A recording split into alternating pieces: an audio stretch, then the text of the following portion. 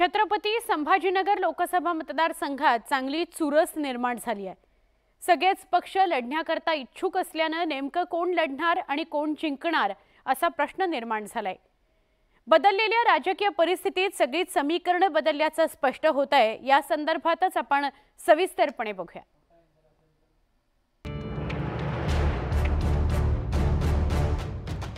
महायुती, महाविकास आघाडी, MIM आणि जयबाबाजी भक्त परिवार छत्रपती संभाजीनगरमधून लढण्यासाठी उत्सुक आहे।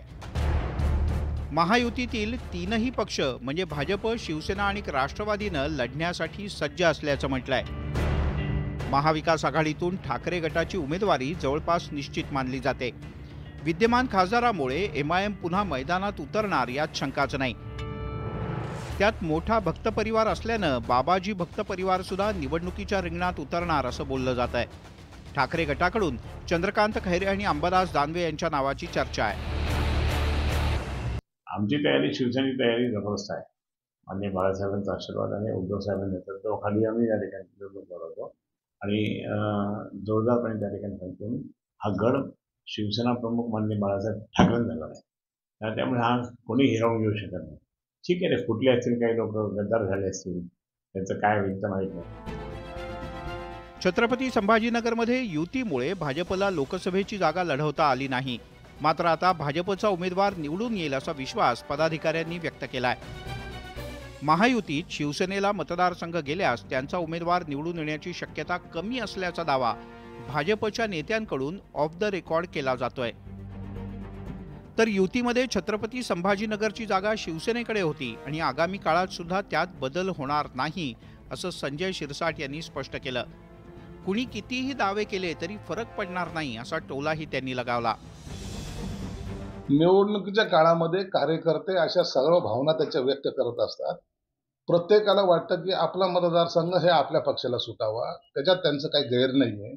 परंतु याचा निर्णय घेण्याचा अधिकार लोकल लेवलला नसतो। तर तो निर्णय पक्षश्रेष्ठी तिन्ही पक्षाचे, एकनाथ शिंदे असतील, देवेंद्र फडणवीस असतील, अजितदादा पवार असतील, हे ठरवत असतात।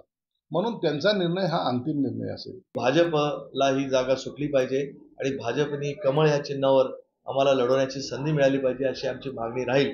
पण आम्हाला आमचं सगळ्यांचं म्हणणं आहे की मोदी साहेबांना इथून एक मत देणारा खासदार यावेळेस आम्ही देणार म्हणजे देणार।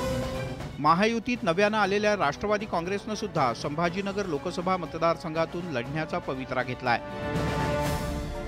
तटकरे साहेबांना गेल्या 15 फेब्रुवारी रोजीच पत्राद्वारे विनंती केलेली आहे की ही जागा आपल्या पक्षाला सोडवण्यात यावी आणि जर ही जागा आपल्या पक्षाला सुटली किंवा सोडवण्यात आपल्याला यश आलं तर जिल्हा कार्याध्यक्ष या नात्याने ही लोकसभेची निवडणूक मी स्वतः लढवण्यास इच्छुक आहे। 2019 मध्ये विजय मिळवणारे इम्तियाज जलील यांच्यासोबत आता वंचित बहुजन आघाडी नसल्यामुळे एमआयएमच्या चिंता वाढलेत। त्यामुळे जलील यांनी मुंबईतून लढण्यासाठी पक्षाकडे विनंती केली अशी चर्चा आहे। विशेषकर जे मायनॉरिटीजचे आहे, दलित समाज आहे, ओबीसीज आहे, हे सगळे लोक एकत्र आले ना तर एक नवीन आपण एक ताकद तिथे निर्माण करू शकतो। तर असे 4 कॉन्स्टिट्युएन्सीज आमच्या नजरेत आहेत, त्याच्या बाबतीत सर्वे सुरू आहे।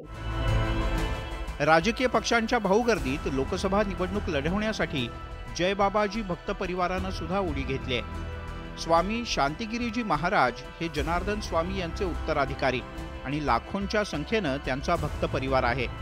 त्यामुळे जयबाबाजी भक्त परिवार इतर पक्षांसाठी आव्हान ठरू शकतो। आम्ही एखादा महाराज आम्ही निवडणार नाही, आमची कमिटीची बैठक नाही।